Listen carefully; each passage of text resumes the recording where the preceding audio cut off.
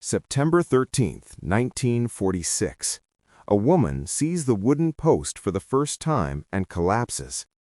Guards carry her unconscious body to the execution site. When she wakes, they strap her to the pole. The crowd watches as the drop happens, but death doesn't come.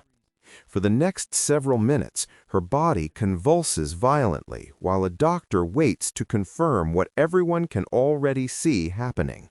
This was pole hanging, an execution method so brutal that even the Allied forces refused to use it. And it wasn't used on just one person. Dozens died this way. Pole hanging emerged in Czechoslovakia and Hungary right after World War II ended. Both countries had suffered under Nazi occupation.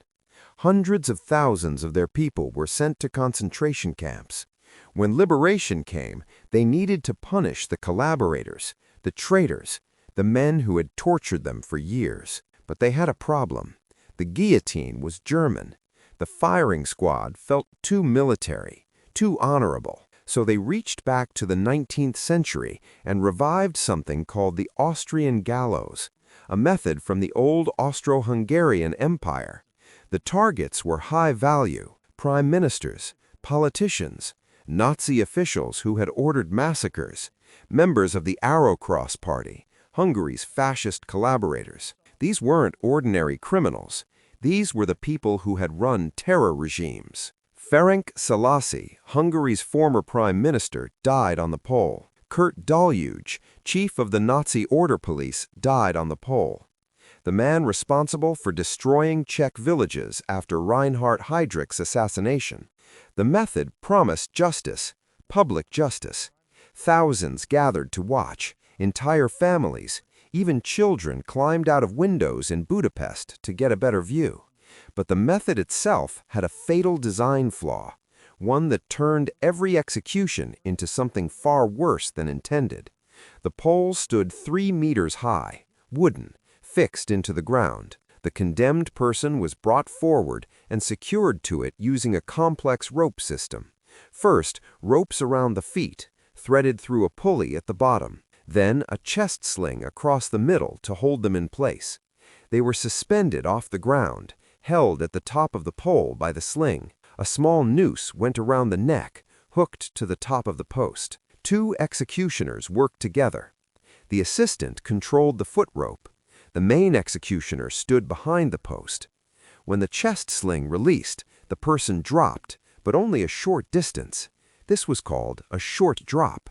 The executioner's job was to manually push the head sideways at the exact moment of the fall, to dislocate the neck, to make death instant. It almost never worked.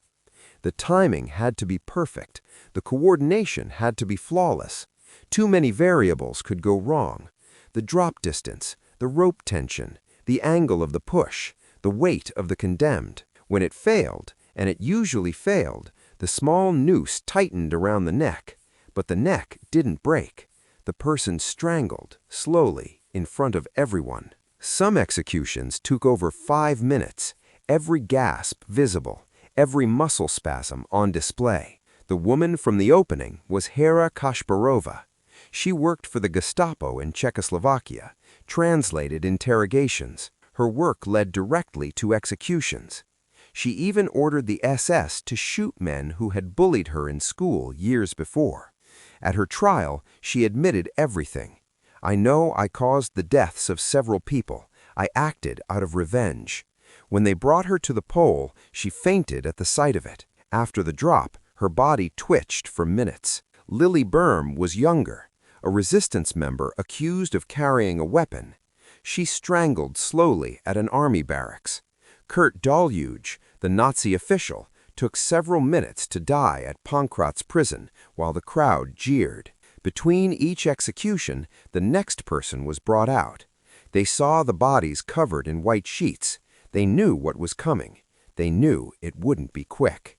The method was banned by 1948, but the executioners kept detailed records. One wrote that he could do it in under a minute. He was lying.